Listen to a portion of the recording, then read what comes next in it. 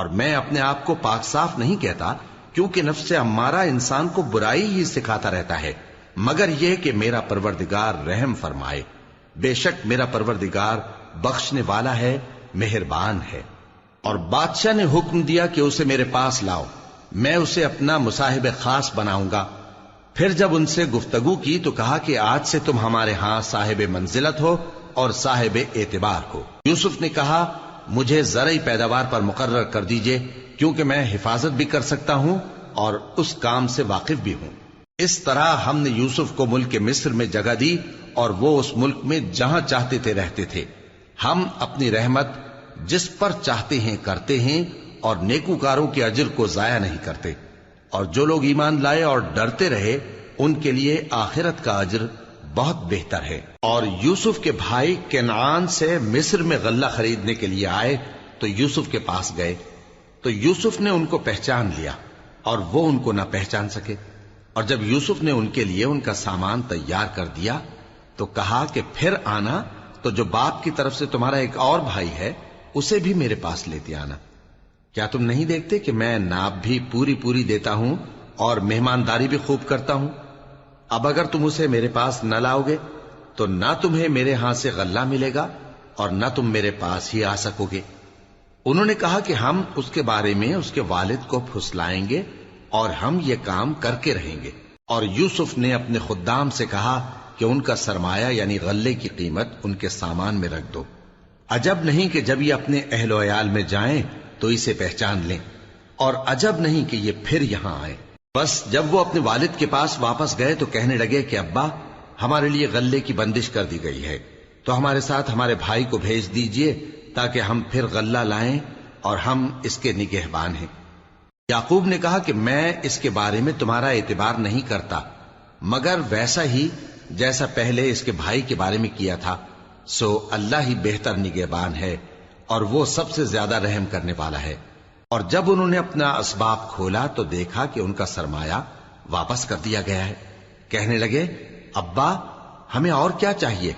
دیکھیے یہ ہماری پونجی بھی ہمیں واپس کر دی گئی ہے، اور ہم اپنے اہل و عیال کے لیے پھر غلہ لائیں گے اور اپنے بھائی کی نگہبانی کریں گے، اور ایک بار شتر زیادہ لائیں گے کہ یہ غلہ جو ہم لائے ہیں تھوڑا ہے۔ یعقوب نے کہا کہ جب تک تم اللہ کا عہد نہ دو کہ اس کو میرے پاس صحیح و سالم لے آؤ گے، میں اسے ہرگز تمہارے ساتھ نہیں بھیجنے کا، مگر یہ کہ تم گھیر لیے جاؤ یعنی بے بس ہو جاؤ تو مجبوری ہے۔ پس جب انہوں نے والد کو اپنا قول دیا تو یعقوب نے کہا کہ جو قول و قرار ہم کر رہے ہیں اس کا اللہ ضامن ہے، اور فرمایا کہ اے میرے بیٹو ایک ہی دروازے سے داخل نہ ہونا بلکہ جدا جدا دروازوں سے داخل ہونا، اور میں اللہ کی تقدیر کو تو تم سے روک نہیں سکتا۔ بے شک حکم اللہ ہی کا ہے، میں اسی پر بھروسہ رکھتا ہوں، اور اہل توکل کو اسی پر بھروسہ رکھنا چاہیے۔ اور جب وہ ان مقامات سے داخل ہوئے جہاں جہاں سے داخل ہونے کے لیے ان کے والد نے ان سے کہا تھا، تو وہ تدبیر اللہ کے حکم کو ذرا بھی ٹال نہیں سکتی تھی۔ ہاں وہ یعقوب کے دل کی خواہش تھی جو انہوں نے پوری کی تھی، اور بے شک وہ صاحب علم تھے، کیونکہ ہم نے ان کو علم سکھایا تھا، لیکن اکثر لوگ نہیں جانتے۔ اور جب وہ لوگ یوسف کے پاس پہنچے تو یوسف نے اپنے حقیقی بھائی کو اپنے پاس جگہ دی اور کہا کہ میں تمہارا بھائی ہوں، تو جو سلوک یہ ہمارے ساتھ کرتے رہے ہیں اس پر افسوس نہ کرنا۔ پھر جب ان کا اسباب تیار کر دیا تو اپنے بھائی کے تھیلے میں آپ خورا رکھ دیا۔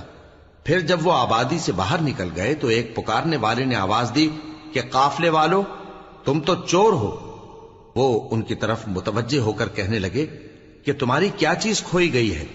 وہ بولے کہ بادشاہ کا کٹورا کھویا گیا ہے، اور جو شخص اس کو لے کے آئے اس کے لیے ایک بار شتر انعام، اور میں اس کا ضامن ہوں۔ وہ کہنے لگے کہ اللہ کی قسم تم کو معلوم ہے کہ ہم اس ملک میں اس لیے نہیں آئے کہ خرابی کریں اور نہ ہم چوری کیا کرتے ہیں۔ وہ بولے کہ اگر تم جھوٹے نکلے یعنی چوری ثابت ہوئی تو اس کی سزا کیا؟ انہوں نے کہا کہ اس کی سزا یہ کہ جس کے تھیلے میں وہ دستیاب ہو وہی اس کا بدل قرار دیا جائے، ہم ظالموں کو یہی سزا دیا کرتی ہیں۔ پھر یوسف نے اپنے بھائی کے تھیلے سے پہلے ان کے تھیلوں کو دیکھنا شروع کیا، پھر اپنے بھائی کے تھیلے میں سے اس کو نکال لیا۔ اس طرح ہم نے یوسف کے لیے تدبیر کی، ورنہ بادشاہ کے قانون کے مطابق وہ اپنے بھائی کو لے نہیں سکتے تھے مگر یہ کہ اللہ چاہے، ہم جس کے چاہتے ہیں درجے بلند کرتے ہیں، اور ہر علم والے سے بڑھ کر ایک بڑا علم والا ہے۔ برادران یوسف نے کہا کہ اگر اس نے چوری کی ہو تو کچھ عجب نہیں کہ اس کے ایک بھائی نے بھی پہلے چوری کی تھی، مگر یوسف نے اس بات کو اپنے دل میں مخفی رکھا اور ان پر ظاہر نہ ہونے دیا، یعنی زیر لب کہا کہ تم بڑے برے ہو اور جو تم بیان کرتے ہو اللہ اسے خوب جانتا ہے۔ وہ کہنے لگے کہ اے عزیز، اس کے والد بہت بوڑھے ہیں اور اس سے بہت محبت رکھتے ہیں، تو اس کو چھوڑ دیجئے اور اس کی جگہ ہم میں سے کسی کو رکھ لیجئے، ہم دیکھتے ہیں کہ آپ احسان کرنے والے ہیں۔ یوسف نے کہا کہ اللہ پناہ میں رکھے کہ جس شخص کے پاس ہم نے اپنی چیز پائی ہے اس کے سوا کسی اور کو پکڑ لیں، ایسا کریں تو ہم بڑے بے انصاف ہیں۔ آخر جب وہ اس سے نا امید ہو گئے تو الگ ہو کر صلاح کرنے لگے۔ سب سے بڑے نے کہا، کیا تم نہیں جانتے کہ تمہارے والد نے تم سے اللہ کا عہد لیا ہے اور اس سے پہلے بھی تم یوسف کے بارے میں قصور کر چکے ہو؟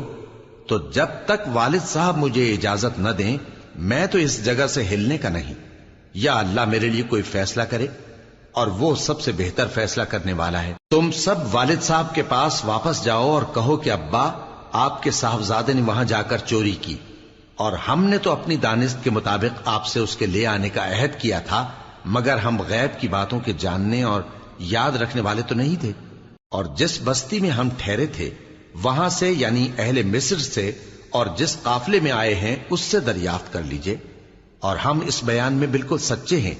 جب انہوں نے یہ بات یعقوب سے آ کر کہی تو انہوں نے کہا کہ حقیقت یوں نہیں ہے، بلکہ یہ بات تم نے اپنے دل سے بنا لی ہے، تو صبر ہی بہتر ہے۔ عجب نہیں کہ اللہ ان سب کو میرے پاس لے آئے، بے شک وہ علم والا ہے، حکمت والا ہے۔ اور ان کے پاس سے چلے گئے اور کہنے لگے کہ ہائے افسوس یوسف پر، ہائے افسوس، اور رنج و الم میں ان کی آنکھیں سفید ہو گئیں اور ان کا دل غم سے بھر رہا تھا۔ بیٹے کہنے لگے کہ واللہ آپ تو یوسف کو اسی طرح یاد ہی کرتے رہیں گے یہاں تک کہ آپ گھل جائیں گے یا جان ہی دے دیں گے۔ انہوں نے کہا کہ میں تو اپنے غم و اندوہ کا اظہار اللہ سے کرتا ہوں، اور اللہ کی طرف سے وہ باتیں جانتا ہوں جو تم نہیں جانتے۔ اے بیٹو، یوں کرو کہ ایک دفعہ پھر جاؤ اور یوسف اور اس کے بھائی کو تلاش کرو، اور اللہ کی رحمت سے نا امید نہ ہونا کہ اللہ کی رحمت سے تو کافر لوگ ہی نا امید ہوا کرتے ہیں۔ پھر جب وہ یوسف کے پاس گئے تو کہنے لگے کہ اے عزیز، ہمیں اور ہمارے اہل و عیال کو بڑی تکلیف ہو رہی ہے، اور ہم یہ تھوڑا سا سرمایہ لائے ہیں، آپ ہمیں اس کے عوض پورا غلہ دے دیجئے اور ہم پر خیرات کیجئے کہ اللہ خیرات کرنے والوں کو ثواب دیتا ہے۔ یوسف نے کہا، تمہیں معلوم ہے کہ جب تم نادانی میں پھنسے ہوئے تھے تو تم نے یوسف اور اس کے بھائی کے ساتھ کیا کیا تھا؟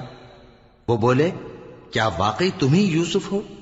انہوں نے کہا، ہاں میں یوسف ہوں، اور بن یامین کی طرف اشارہ کر کے کہنے لگے، یہ میرا بھائی ہے، اللہ نے ہم پر بڑا احسان کیا ہے۔ جو شخص اللہ سے ڈرتا اور صبر کرتا ہے تو اللہ نیکوکاروں کا اجر ضائع نہیں کرتا۔ وہ بولے، اللہ کی قسم، اللہ نے تم کو ہم پر فضیلت بخشی ہے اور بے شک ہم خطاکار تھے۔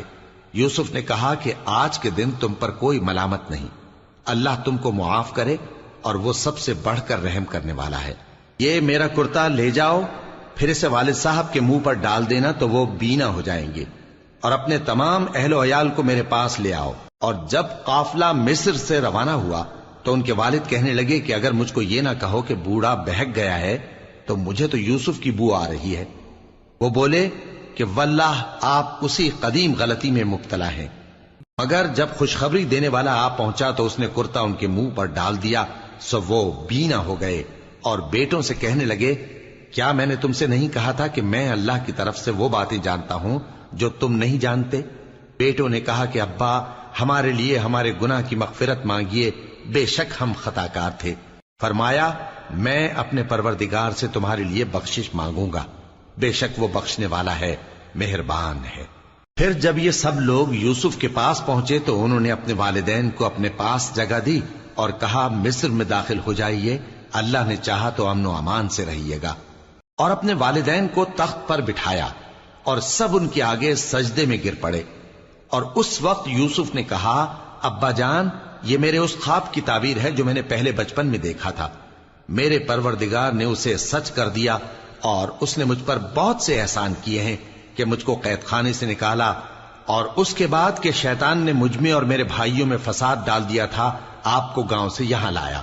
بے شک میرا پروردگار جو چاہتا ہے تدبیر سے کرتا ہے، وہ علم والا ہے، حکمت والا ہے۔ جب یہ سب باتیں ہو لیں تو یوسف نے اللہ سے دعا کی کہ اے میرے پروردگار، تو نے مجھ کو حکومت سے نوازا اور خوابوں کی تعبیر کا علم بخشا۔ اے آسمانوں اور زمین کے پیدا کرنے والے، تو ہی دنیا اور آخرت میں میرا کارساز ہے۔ تو مجھے دنیا سے اپنی اطاعت کی حالت میں اٹھائیو اور آخرت میں اپنے نیک بندوں میں داخل کیجو۔ اے پیغمبر، یہ اخبار غیب میں سے ہیں جو ہم تمہاری طرف بھیجتے ہیں۔ اور جب برادران یوسف نے اپنی بات پر اتفاق کیا تھا اور وہ فریب کر رہے تھے تو تم ان کے پاس تو نہ تھے، اور بہت سے آدمی گو تم کتنی خواہش کرو ایمان لانے والے نہیں ہیں، اور تم ان سے اس خیر خواہی کا کچھ صلہ بھی تو نہیں مانگتے۔ یہ قرآن اور کچھ نہیں تمام جہانوں کے لیے نصیحت ہے، اور آسمان و زمین میں بہت سی نشانیاں ہیں جن پر سے یہ گزرتے ہیں اور ان کو نظر انداز کر دیتے ہیں، اور یہ اکثر اللہ پر ایمان نہیں رکھتے مگر اس کے ساتھ شرک بھی کرتے ہیں۔ تو کیا یہ اس بات سے بے خوف ہیں کہ ان پر اللہ کا عذاب نازل ہو کر ان کو ڈھانپ لے، یا ان پر ناگہاں قیامت آ جائے اور انہیں خبر بھی نہ ہو؟ کہہ دو میرا رستہ تو یہ ہے، میں اللہ کی طرف بلاتا ہوں سمجھ بوجھ کر، میں بھی لوگوں کو اللہ کی طرف بلاتا ہوں اور میرے پیراؤ بھی، اور اللہ پاک ہے اور میں شرک کرنے والوں میں سے نہیں ہوں۔ اور ہم نے تم سے پہلے بستیوں کے رہنے والوں میں سے مرد ہی بھیجے تھے جن کی طرف ہم وہی بھیجتے تھے۔ کیا ان لوگوں نے ملک میں سیر و سیاحت نہیں کی کہ دیکھ لیتے کہ جو لوگ ان سے پہلے تھے ان کا انجام کیا ہوا؟ اور متقیوں کے لیے آخرت کا گھر بہت اچھا ہے، کیا تم سمجھتے نہیں؟ یہاں تک کہ جب پیغمبر نا امید ہو گئے اور انہوں نے خیال کیا کہ اپنی نصرت کے بارے میں جو بات انہوں نے کہی تھی اس میں وہ سچے نہ نکلے، تو ان کے پاس ہماری مدد آ پہنچی، پھر جسے ہم نے چاہا بچا دیا، اور ہمارا عذاب اتر کر گناہگار لوگوں سے پھیرا نہیں کرتا۔ ان کے قصے میں عقل مندوں کے لیے عبرت ہے۔ یہ قرآن ایسی بات نہیں ہے جو اپنے دل سے بنائی گئی ہو، بلکہ جو کتابیں اس سے پہلے نازل ہوئی ہیں ان کی تصدیق کرنے والا ہے اور ہر چیز کی تفصیل کرنے والا، اور مومنوں کے لیے ہدایت اور رحمت ہے۔ شروع اللہ کا نام لے کر جو بڑا مہربان نہایت رحم والا ہے۔ الف لام میم را۔ اے نبی، یہ کتاب الہی کی آیتیں ہیں، اور جو کچھ تمہارے پروردگار کی طرف سے تم پر نازل ہوا ہے حق ہے، لیکن اکثر لوگ ایمان نہیں لاتے۔ اللہ وہی تو ہے جس نے ستونوں کے بغیر آسمان جیسا کہ تم دیکھتے ہو اتنے اونچے بنائے، پھر عرش پر جلوہ افروز ہوا اور سورج اور چاند کو کام میں لگا دیا، ہر ایک میعاد معین تک گردش کر رہا ہے۔ وہی دنیا کے کاموں کا انتظام کرتا ہے، اس طرح وہ اپنی آیتیں کھول کھول کر بیان کرتا ہے کہ تم اپنے پروردگار کے روبرو جانے کا یقین کرو۔ اور وہی ہے جس نے زمین کو پھیلایا اور اس میں پہاڑ اور دریا پیدا کیے اور ہر طرح کے میووں کی دو دو قسمیں بنائیں۔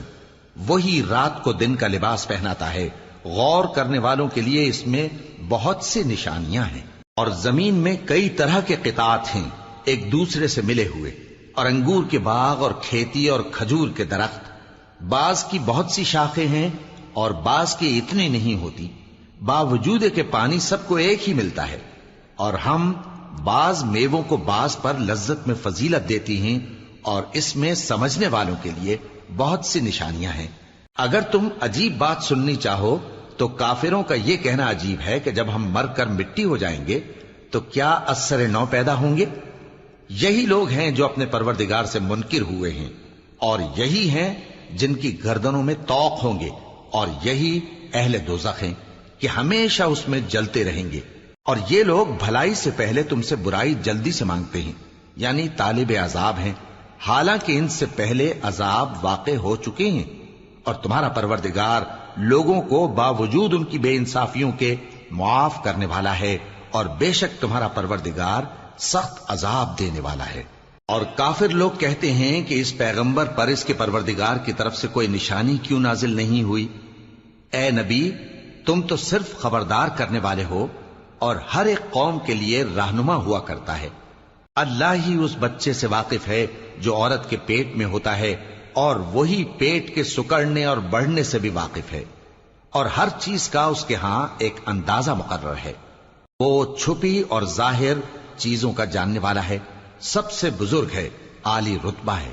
کوئی تم میں سے چپکے سے بات کہے یا پکار کر، یا رات کو کہیں چھپ جائے یا دن کی روشنی میں کھلم کھلا چلے پھرے، اللہ کے نزدیک برابر ہے۔ اس کے آگے اور پیچھے اللہ کے چوکیدار ہیں جو اللہ کے حکم سے اس کی نگرانی کرتے ہیں۔ اللہ اس نعمت کو جو کسی قوم کو حاصل ہے نہیں بدلتا جب تک کہ وہ اپنی حالت کو نہ بدلے، اور جب اللہ کسی قوم کے ساتھ برائی کا ارادہ کرتا ہے تو وہ پھر نہیں سکتی، اور اللہ کے سوا ان کا کوئی مددگار نہیں ہوتا۔ وہی تو ہے جو تم کو ڈرانے اور امید دلانے کے لیے بجلی دکھاتا اور بھاری بھاری بادل پیدا کرتا ہے، اور رعد اور فرشتے سب اس کے خوف سے اس کی تسبیح و تحمید کرتے رہتے ہیں۔ اور وہی بجلیاں بھیجتا ہے، پھر جس پر چاہتا ہے گرا بھی دیتا ہے، جبکہ وہ اللہ کے بارے میں جھگڑتے ہیں، اور وہ بڑی قوت والا ہے۔ کام کا پکارنا تو اسی کا ہے، اور جن کو یہ لوگ اس کے سوا پکارتے ہیں وہ ان کی پکار کو کسی طرح قبول نہیں کرتے، مگر اس شخص کی طرح جو اپنے دونوں ہاتھ پانی کی طرف پھیلا دے تاکہ دور ہی سے اس کے منہ تک آ پہنچے، حالانکہ وہ اس تک کبھی بھی نہیں آ سکتا۔ اور اسی طرح کافروں کی پکار بیکار ہے۔ اور جتنی مخلوقات آسمانوں اور زمین میں ہے، خوشی سے یا ناخوشی سے اللہ کے آگے سجدہ کرتی ہے، اور ان کے سائے بھی صبح و شام سجدے کرتے ہیں۔ ان سے پوچھو کہ آسمانوں اور زمین کا پروردگار کون ہے؟ تم ہی کہہ دو کہ اللہ۔ ان سے کہو کہ کیا تم نے اللہ کو چھوڑ کر ایسے لوگوں کو کارساز بنایا ہے جو خود اپنے نفع و نقصان کا بھی اختیار نہیں رکھتے؟ کہو کیا اندھا اور آنکھوں والا برابر ہیں، یا اندھیرا اور اجالا برابر ہو سکتا ہے؟ بھلا ان لوگوں نے جن کو اللہ کا شریک مقرر کیا ہے، کیا انہوں نے اللہ کسی مخلوقات پیدا کی ہے جس کے سبب ان کے لیے مخلوقات مشتبہ ہو گئی ہے؟ کہہ دو کہ اللہ ہی ہر چیز کا پیدا کرنے والا ہے، اور وہ یکتا ہے، بڑا زبردست ہے۔ اسی نے آسمان سے مے برسایا، پھر اس سے اپنے اپنے اندازے کے مطابق نالے بہ نکلے، پھر پانی پر پھولا ہوا جھاگ آ گیا۔ اور جس چیز کو زیور یا کوئی اور سامان بنانے کے لیے آگ میں تپاتے ہیں اس میں بھی ایسا ہی جھاگ ہوتا ہے۔ اس طرح اللہ حق و باطل کی مثال بیان فرماتا ہے۔ سو جھاگ تو سوکھ کر زائل ہو جاتا ہے، اور پانی جو لوگوں کو فائدہ پہنچاتا ہے وہ زمین میں ٹھہرا رہتا ہے۔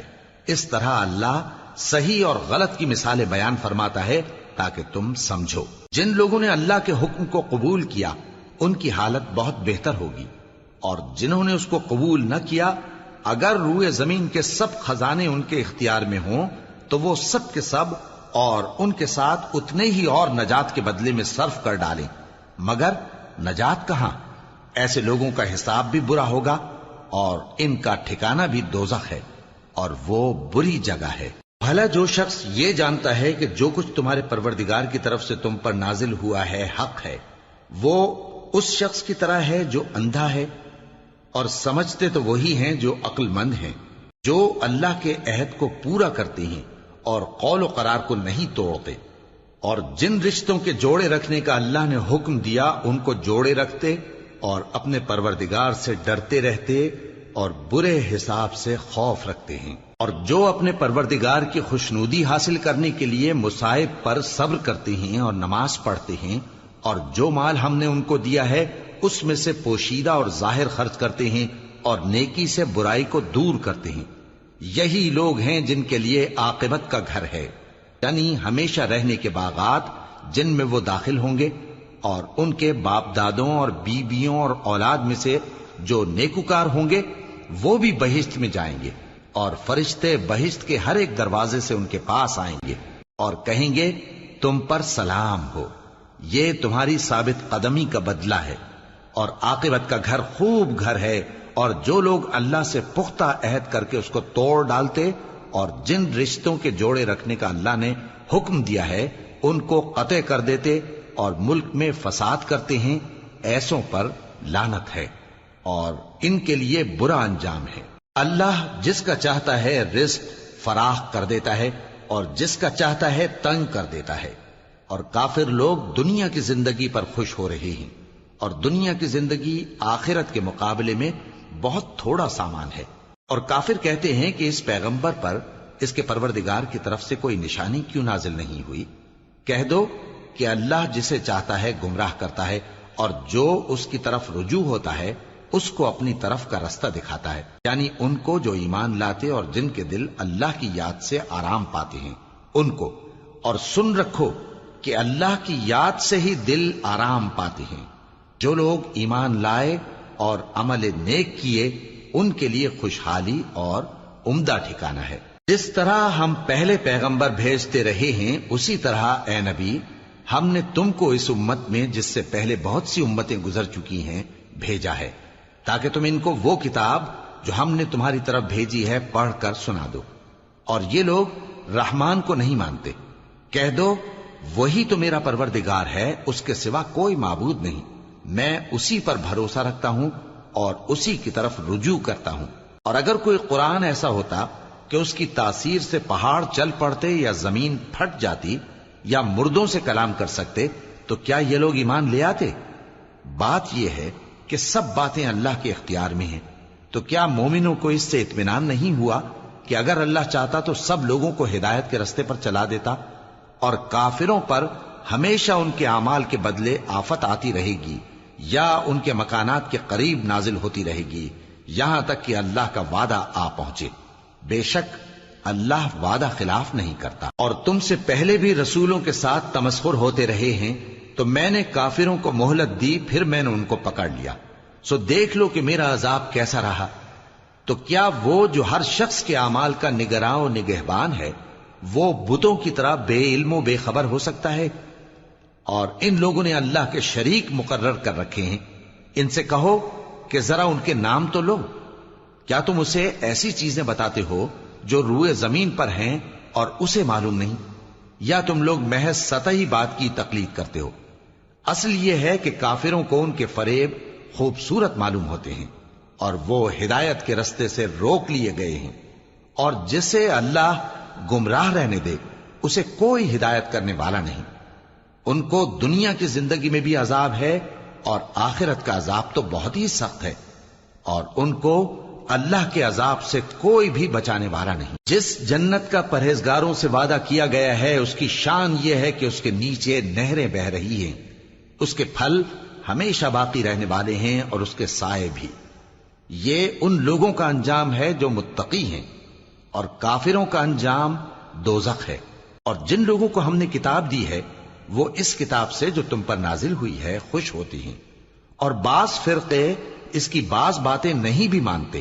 کہہ دو کہ مجھ کو یہی حکم ہوا ہے کہ اللہ ہی کی عبادت کروں اور اس کے ساتھ کسی کو شریک نہ بناؤں، میں اسی کی طرف بلاتا ہوں اور اسی کی طرف مجھے لوٹنا ہے۔ اور اسی طرح ہم نے اس قرآن کو عربی زبان کا فرمان بنا کر نازل کیا ہے، اور اگر تم علم آ جانے کے بعد ان لوگوں کی خواہشوں کے پیچھے چلو گے تو اللہ کے سامنے کوئی نہ تمہارا مددگار ہوگا اور نہ کوئی بچانے والا۔ اور اے نبی ہم نے تم سے پہلے بھی پیغمبر بھیجے تھے اور ان کو بیویاں اور اولاد بھی دی تھیں، اور کسی پیغمبر کے اختیار کی بات نہ تھی کہ اللہ کے حکم کے بغیر کوئی نشانی لے آتا۔ ہر حکم قضا کتاب میں لکھا ہوا ہے۔ اللہ جس چیز کو چاہتا ہے مٹا دیتا ہے اور جس کو چاہتا ہے باقی رکھتا ہے، اور اسی کے پاس اصل کتاب ہے۔ اور اگر ہم کوئی عذاب جس کا ان لوگوں سے وعدہ کرتے ہیں تمہیں دکھائیں، یعنی تمہارے روبرو ان پر نازل کریں، یا تمہاری مدت حیات پوری کر دیں، یعنی تمہارے انتقال کے بعد عذاب بھیجیں، تو تمہارا کام ہمارے احکام کا پہنچا دینا ہے اور ہمارا کام حساب لینا ہے۔ کیا انہوں نے نہیں دیکھا کہ ہم زمین کو اس کے کناروں سے گھٹاتے چلے آ رہے ہیں؟ اور اللہ جیسا چاہتا ہے حکم کرتا ہے، کوئی اس کے حکم کا رد کرنے والا نہیں، اور وہ جلد حساب لینے والا ہے۔ جو لوگ ان سے پہلے تھے وہ بھی بہتیری تدبیریں کرتے رہے ہیں، سو تدبیر تو سب اللہ ہی کی ہوتی ہے۔ ہر شخص جو کچھ کر رہا ہے اللہ اسے جانتا ہے، اور کافر جلد معلوم کر لیں گے کہ آخرت میں اچھا انجام کس کے لیے ہوتا ہے۔ اور کافر لوگ کہتے ہیں کہ تم پیغمبر نہیں ہو۔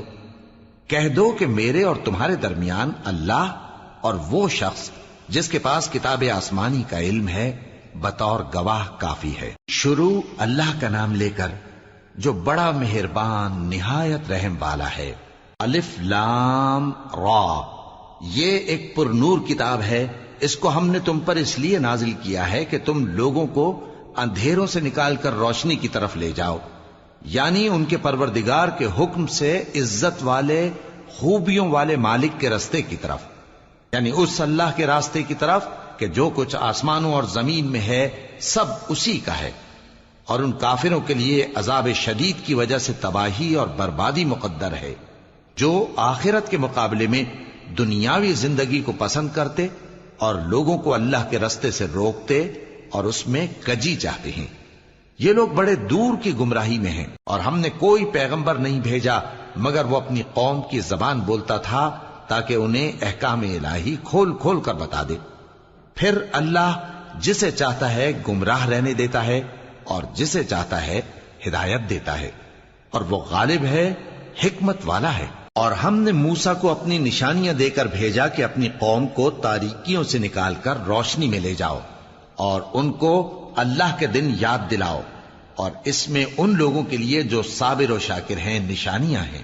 اور جب موسیٰ نے اپنی قوم سے کہا کہ اللہ نے جو تم پر مہربانیاں کی ہیں ان کو یاد کرو، جبکہ اس نے تم کو فرعون کی قوم سے رہائی بخشی، وہ لوگ تمہیں برے برے عذاب دیتے تھے اور تمہارے بیٹوں کو مار ڈالتے تھے اور تمہاری لڑکیوں کو زندہ رہنے دیتے تھے، اور اس میں تمہارے پروردگار کی طرف سے بڑی آزمائش تھی۔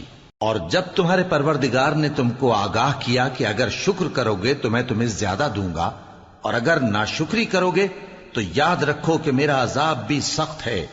اور موسیٰ نے صاف صاف کہہ دیا کہ اگر تم اور جتنے اور لوگ زمین میں ہیں سب کے سب ناشکری کرو تو بھی اللہ بے نیاز ہے، قابل تعریف ہے۔ بھلا تم کو ان لوگوں کے حالات کی خبر نہیں پہنچی جو تم سے پہلے تھے، یعنی نوح اور عاد اور سمود کی قوم اور جو ان کے بعد تھے، جن کا علم اللہ کے سوا کسی کو نہیں۔ جب ان کے پاس ان کے پیغمبر نشانیاں لے کر آئے تو انہوں نے اپنے ہاتھ ان کے منہوں پر رکھ دیے کہ خاموش رہو، اور کہنے لگے کہ ہم تو تمہاری رسالت کو تسلیم نہیں کرتے، اور جس چیز کی طرف تم ہمیں بلاتے ہو ہم کو اس میں بھاری شک ہے۔ ان کے پیغمبروں نے کہا، کیا تم کو اللہ کے بارے میں شک ہے جو آسمانوں اور زمین کا پیدا کرنے والا ہے؟ وہ تمہیں اس لیے بلاتا ہے کہ تمہارے گناہ بخشے اور ایک مدت مقرر تک تم کو مہلت دے۔ وہ بولے کہ تم تو ہمارے ہی جیسے آدمی ہو، تمہارا یہ منشا ہے کہ جن چیزوں کو ہمارے بڑے پوجتے رہے ہیں ان کے پوجنے سے تم ہمیں روک دو، تو اچھا کوئی کھلی دلیل لاؤ، یعنی معجزہ دکھاؤ۔ پیغمبروں نے ان سے کہا کہ ہاں ہم تمہارے ہی جیسے آدمی ہیں، لیکن اللہ اپنے بندوں میں سے جس پر چاہتا ہے نبوت کا احسان کرتا ہے، اور ہمارے اختیار کی بات نہیں کہ ہم اللہ کے حکم کے بغیر تم کو تمہاری فرمائش کے مطابق معجزہ دکھائیں، اور اللہ ہی پر مومنوں کو تو بھروسہ رکھنا چاہیے۔ اور ہم کیوں اللہ پر بھروسہ نہ رکھیں حالانکہ اس نے ہم کو ہمارے دین کے سیدھے رستے بتائے ہیں، اور جو تکلیفیں تم ہم کو دیتے ہو اس پر ہم صبر کریں گے، اور اہل توکل کو تو اللہ ہی پر بھروسہ رکھنا چاہیے۔ اور جو کافر تھے انہوں نے اپنے پیغمبروں سے کہا کہ یا تو ہم تم کو اپنے ملک سے باہر نکال دیں گے یا تم ہمارے مذہب میں واپس آ جاؤ۔ پس ان کے پروردگار نے ان کی طرف وحی بھیجی کہ ہم ظالموں کو ہلاک کر دیں گے اور ان کے بعد تم کو اس زمین میں آباد کر دیں گے۔ یہ اس شخص کے لیے ہے جو قیامت کے روز میرے سامنے کھڑے ہونے سے ڈرے اور میرے عذاب سے خوف کرے۔ اور پیغمبروں نے اللہ سے فتح چاہی اور ہر سرکش ضدی نامراد رہ گیا۔ اس کے پیچھے دوزخ ہے اور اسے پیپ والا پانی پلایا جائے گا، وہ اس کو گھونٹ گھونٹ کر کے پیے گا اور گلے سے نہیں اتار سکے گا، اور ہر طرف سے اسے موت آ رہی ہوگی مگر وہ مرنے میں نہیں آئے گا، اور اس کے بعد سخت عذاب ہوگا۔ جن لوگوں نے اپنے پروردگار سے کفر کیا ان کے اعمال کی مثال راکھ کی سی ہے کہ آندھی کے دن اس پر زور کی ہوا چلے جو اسے اڑا لے جائے۔ اسی طرح جو کام وہ کرتے رہے ان پر ان کو کچھ قابو نہ ہوگا۔ یہی تو پرلے سرے کی گمراہی ہے۔ کیا تم نے نہیں دیکھا کہ اللہ نے آسمانوں اور زمین کو تدبیر سے پیدا کیا ہے، اگر وہ چاہے تو تم کو نابود کر دے اور تمہاری جگہ نئی مخلوق پیدا کر دے، اور یہ اللہ کو کچھ بھی مشکل نہیں۔ اور قیامت کے دن سب لوگ اللہ کے سامنے کھڑے ہوں گے تو غریب پیروکار بڑے بن بیٹھنے والوں سے کہیں گے کہ ہم تو تمہارے پیرو تھے، کیا تم اللہ کا کچھ عذاب ہم پر سے دفع کر سکتے ہو؟ وہ کہیں گے کہ اگر اللہ ہم کو ہدایت کرتا تو ہم تم کو ہدایت کرتے۔ اب ہم گھبراہٹ ظاہر کریں یا صبر کریں ہمارے حق میں برابر ہے، کوئی جگہ رہائی کی ہمارے لیے نہیں ہے۔ اور جب حساب کتاب کا کام فیصل ہو چکے گا تو شیطان کہے گا جو وعدہ اللہ نے تم سے کیا تھا وہ تو سچا تھا، اور جو وعدہ میں نے تم سے کیا تھا وہ جھوٹا تھا، اور میرا تم پر کسی طرح کا زور نہیں تھا۔ ہاں، میں نے تم کو گمراہی اور باطل کی طرف بلایا تو تم نے جلدی سے اور بے دلیل میرا کہنا مان لیا۔ تو آج مجھے ملامت نہ کرو، اپنے آپ ہی کو ملامت کرو۔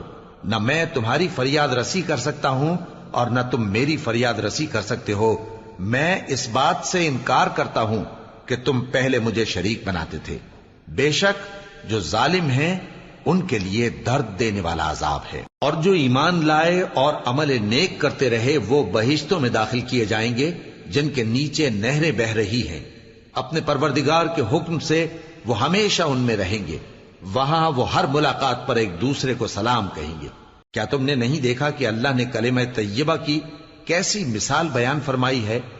وہ ایسی ہے جیسے پاکیزہ درخت جس کی جڑ مضبوط ہو اور شاخیں آسمان میں پھیلی ہوں۔ وہ اپنے پروردگار کے حکم سے ہر موقع پر پھل لاتا ہو، اور اللہ لوگوں کے لیے مثالیں بیان فرماتا ہے تاکہ وہ نصیحت حاصل کریں۔ اور ناپاک بات یعنی غلط عقیدے کی مثال ناپاک درخت کی سی ہے کہ وہ زمین کے اوپر ہی سے اکھیڑ کر پھینک دیا جائے، اس کو ذرا بھی قرار و ثبات نہیں۔ اللہ مومنوں کے دلوں کو صحیح اور پکی بات سے دنیا کی زندگی میں بھی مضبوط رکھتا ہے اور آخرت میں بھی رکھے گا، اور اللہ بے انصافوں کو گمراہ کر دیتا ہے، اور اللہ جو چاہتا ہے کرتا ہے۔ کیا تم نے ان لوگوں کو نہیں دیکھا جنہوں نے اللہ کے احسان کو ناشکری سے بدل دیا اور اپنی قوم کو تباہی کے گھر میں لا اتارا، یعنی دوزخ میں، کہ سب ناشکرے اس میں داخل ہوں گے اور وہ برا ٹھکانہ ہے۔ اور ان لوگوں نے اللہ کے شریک مقرر کیے کہ لوگوں کو اس کے رستے سے گمراہ کریں۔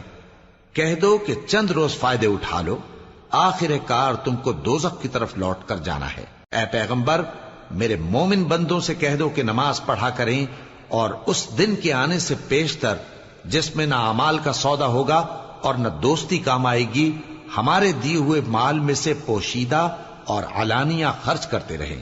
اللہ ہی تو ہے جس نے آسمانوں اور زمین کو پیدا کیا اور آسمان سے مے برسایا، پھر اس سے تمہارے کھانے کے لیے پھل پیدا کیے اور کشتیوں اور جہازوں کو تمہارے زیر فرمان کیا تاکہ وہ سمندر میں اس کے حکم سے چلیں، اور نہروں کو بھی تمہارے زیر فرمان کیا، اور سورج اور چاند کو تمہارے لیے کام میں لگا دیا کہ دونوں دن رات ایک ڈگر پر چل رہے ہیں، اور رات اور دن کو بھی تمہاری خاطر کام میں لگا دیا، اور جو کچھ تم نے مانگا سب میں سے تم کو عنایت کیا۔ اور اگر اللہ کے احسان گننے لگو تو شمار نہ کر سکو، مگر لوگ نعمتوں کا شکر نہیں کرتے۔ کچھ شک نہیں کہ انسان بڑا بے انصاف ہے، ناشکرا ہے۔ اور جب ابراہیم نے دعا کی کہ اے میرے پروردگار، اس شہر کو لوگوں کے لیے امن کی جگہ بنا دے، اور مجھے اور میری اولاد کو اس بات سے کہ بتوں کی پرستش کرنے لگیں بچائے رکھیو۔ اے پروردگار، انہوں نے بہت سے لوگوں کو گمراہ کیا ہے، سو جس شخص نے میرا کہا مانا وہ میرا ہے، اور جس نے میری نافرمانی کی تو تو بخشنے والا ہے، مہربان ہے۔ اے پروردگار، میں نے اپنی اولاد ایک وادی میں جہاں کھیتی نہیں، تیرے عزت و ادب والے گھر کے پاس لا بسائی ہے۔ اے پروردگار، تاکہ یہ نماز پڑھیں، سو تو لوگوں کے دلوں کو ایسا کر دے کہ ان کی طرف جھکے رہیں، اور ان کو میووں سے روزی دیتے رہنا تاکہ تیرا شکر کریں۔ اے پروردگار، جو بات ہم چھپاتے اور جو ظاہر کرتے ہیں تو سب جانتا ہے، اور اللہ سے کوئی چیز مخفی نہیں، نہ زمین میں نہ آسمان میں۔ اللہ کا شکر ہے جس نے مجھ کو بڑی عمر میں اسماعیل اور اسحاق بخشے، بے شک میرا پروردگار دعا سننے والا ہے۔ اے پروردگار، مجھ کو ایسی توفیق عنایت کر کہ نماز پڑھتا رہوں، اور میری اولاد کو بھی یہ توفیق بخش۔ اے پروردگار، میری دعا قبول فرما۔ اے پروردگار، حساب کتاب کے دن میری اور میرے ماں باپ کی اور مومنوں کی مغفرت کیجو۔ اور مومنوں، یہ نہ سمجھنا کہ یہ ظالم جو کام کر رہے ہیں اللہ ان سے بے خبر ہے۔ وہ ان کو اس دن تک مہلت دے رہا ہے جبکہ دہشت کے سبب آنکھیں پھٹی کی پھٹی رہ جائیں گی اور لوگ سر اٹھائے ہوئے میدان قیامت کی طرف دوڑ رہے ہوں گے۔ ان کی نگاہیں خود اپنی طرف لوٹ نہ سکیں گی اور ان کے دل مارے خوف کے ہوا ہو رہے ہوں گے۔ اور لوگوں کو اس دن سے آگاہ کر دو جب ان پر عذاب آ جائے گا۔ تب ظالم لوگ کہیں گے کہ اے ہمارے پروردگار، ہمیں تھوڑی سی مہلت عطا کر تاکہ ہم تیری دعوت توحید قبول کریں اور تیرے پیغمبروں کے پیچھے چلیں۔ تو جواب ملے گا، کیا تم پہلے قسمیں نہیں کھایا کرتے تھے کہ تم کو اس حال سے جس میں تم ہو زوال نہیں ہوگا؟ اور جو لوگ اپنے آپ پر ظلم کرتے تھے تم ان کے مکانوں میں رہتے تھے، اور تم پر ظاہر ہو چکا تھا کہ ہم نے ان لوگوں کے ساتھ کس طرح کا معاملہ کیا تھا، اور تمہارے سمجھانے کے لیے مثالیں بیان کر دی تھیں۔ اور انہوں نے بڑی بڑی تدبیریں کی، اور ان کی سب تدبیریں اللہ کے ہاں لکھی ہوئی ہیں۔ گو وہ تدبیریں ایسی غضب کی تھیں کہ ان سے پہاڑ بھی ٹل جائیں۔ تو ایسا خیال نہ کرنا کہ اللہ نے جو اپنے پیغمبروں سے وعدہ کیا ہے وہ اس کے خلاف کرے گا۔ بے شک اللہ زبردست ہے، بدلہ لینے والا ہے۔ جس دن یہ زمین دوسری ہی زمین بنا دی جائے گی اور آسمان بھی بدل دیے جائیں گے اور سب لوگ اللہ کے سامنے نکل کھڑے ہوں گے، جو یکتا ہے بڑا زبردست ہے۔ اور اس دن تم گناہگاروں کو دیکھو گے کہ زنجیروں میں جکڑے ہوئے ہیں، ان کے کرتے تارکول کے ہوں گے اور ان کے چہروں کو آگ لپٹ رہی ہوگی، یہ اس لیے کہ اللہ ہر شخص کو اس کے اعمال کا بدلہ دے۔ بے شک اللہ جلد حساب لینے والا ہے۔ یہ قرآن لوگوں کے نام اللہ کا پیغام ہے تاکہ ان کو اس سے ڈرایا جائے اور تاکہ وہ جان لیں کہ وہی اکیلا معبود ہے، اور تاکہ اہل عقل نصیحت حاصل کریں۔